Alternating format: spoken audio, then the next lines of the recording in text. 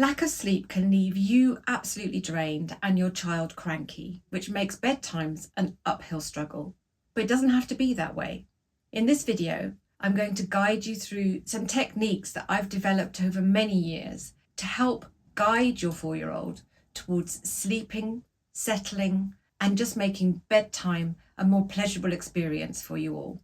Whenever I talk to parents about sleep training, I start by saying, let's take a look at the day. Let's take a look at your routine, because very often there are things that you can do within your daily routine which will mean that you might not need to use conventional sleep training methods. And even if you do end up using sleep training methods, adapting these things first, making these little changes, can also improve your success rate. First and foremost, and always top of the list, is a regular and recognizable bedtime routine. And this needs to be a bedtime routine where things wind down slowly leading up to the bedtime. And I always advise that you give them the opportunity to have 2 acceptable choices along the way. So you can let them choose their bath toys, you can let them choose their pajamas, a choice of 2, don't give them more than that. They can choose the books that you're going to read before bedtime. It gives them an element of control and ensure that you are constantly present throughout the bedtime process. You need to be focused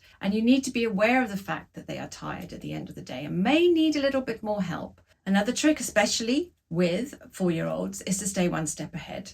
Their vocabulary now is going to enable them to ask all sorts of questions and come up with all sorts of reasons why maybe they shouldn't get into bed, why you should come back, why you shouldn't leave. So make sure that if your little one is constantly asking for a snack and a drink at bedtime, you stay one step ahead. You need to be the one offering the snack. You need to be the one offering the drink, suggesting they go to the bathroom, making sure all those boxes are ticked before you put them into bed. It's also really important that your 4-year-old loves their bedroom. Their bedroom needs to be a safe place. That's why I never advise using bedrooms as a place of punishment or being sent to your room if you're going to be naughty. It's got to be a haven of peace and somewhere that they like to be.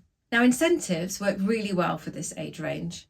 They like star charts, they like marble jars. They understand the concept really well, and they have the ability to understand that when they've achieved so many stars on the chart or so many marbles in the jar, that there will be something to look forward to, whether it be a cooking session with you, whether it's a promised trip to a favourite park at the weekend, anything that they really enjoy. For me, that's not a reward, that's an incentive, and there is a subtle difference. So you're not giving them a quick fix reward for it. They have to work for it, and they can see how their success is building, and then they reap the reward for it. Now, this one is really important. Most 4-year-olds will not be taking a nap, but I really advocate a quiet time after lunch for all under 5s. It enables your child to just recharge the batteries, to have some quiet time and some peaceful play. And I often encourage them to do this in their bedroom or in a quiet corner. It's preferable that they are on their own when they do it, because it means they can get used to spending time alone without the pressure of going to sleep. And this can be very beneficial with your sleep training later. But the biggest bonus is that you're trying to avoid your 4-year-old from being overtired when it comes to bedtime. And I would also advise that you limit screen time.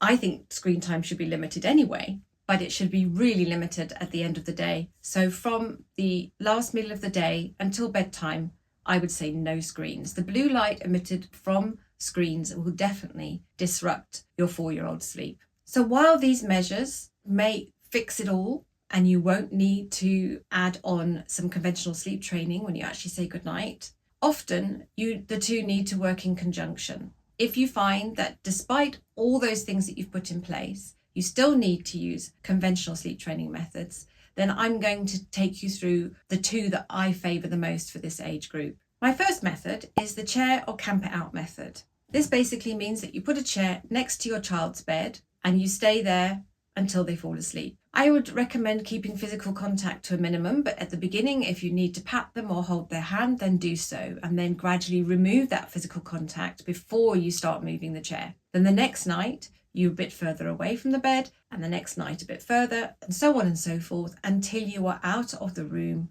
on the landing. The aim of this is that gradually your 4-year-old will learn to fall asleep without you. And this can take a while, and you do need patience. And if they ask, are you still there? And they need you to reassure them, you keep words to a minimum and you avoid going back to the bed. You offer reassurance with your voice from a distance. The second method is the one I call the I'll be back method. So you kiss your little one goodnight, and then you tell them you've got to go and do something incredibly boring, like send a couple of emails or go load the dishwasher, clear up the kitchen, something that they would not be interested in. You don't have to actually do this, by the way. You just tell them that's what you're going to do, and you leave the room and you say, I'll be back. And the most important thing is that you do return. And so the first time you return after a couple of minutes, chances are they're still awake. You repeat the process, you make up some other mundane task, and then you leave again. And this time you leave for a bit longer. And this you do over several nights, gradually increasing the amount of time that you spend out of the room, but always returning. And on one of your returns, you will find that your 4-year-old has gone to sleep. The aim is that eventually they are asleep on your first return. And again, you need patience. It will take time. You will have some nights that work better than others. But it is a very, very successful sleep training technique for this age group. Now, I am now going to mention the cry out method, and I would only use this as a last resort, but you do get some stubborn children that no matter how gentle your sleep training has been, and no matter how many measures you've taken during the day, they are just not going to stay in that bed. They are not going to go to sleep without you. If that's the case, then I recommend that you put a baby gate on the door of the bedroom. You should never, ever lock your child in their bedroom in order to make them stay there and go to sleep. By putting the baby gate, they can't get out, but you are able to see them to make sure that they are safe. And then you can embark upon your cry out method, and you will have to be made of stern stuff because it's not easy, but it has been proven that psychologically the cry out method does not have any adverse effect or long-term effect on your child should you decide to use that method. And with that, I'm going to finish by saying that you need to be well informed. At Teething to Tantrums, we have lots of extra help for you. We have a post that I've written on sleep training a 4-year-old, which has even more information than what we've talked about today. We have a free nap and bedtime cheat sheet, which has lots of easy, actionable tips that can help you get your sleep on track and keep it on track. If you want to future-proof things, you can take a look at our Bedtimes Battles course. That might be of some interest for you because that covers all aspects of sleep issues that you might be having across the board. You'll find a link in the description box below to all of those, to the cheat sheet, to the Bedtime Battles course, and to the post. And don't forget to like, comment, and subscribe because I do love to hear from you. And if there's any subject that you'd like me to talk about that I haven't to date, then please let me know and I will endeavour to do so. Thank you for watching.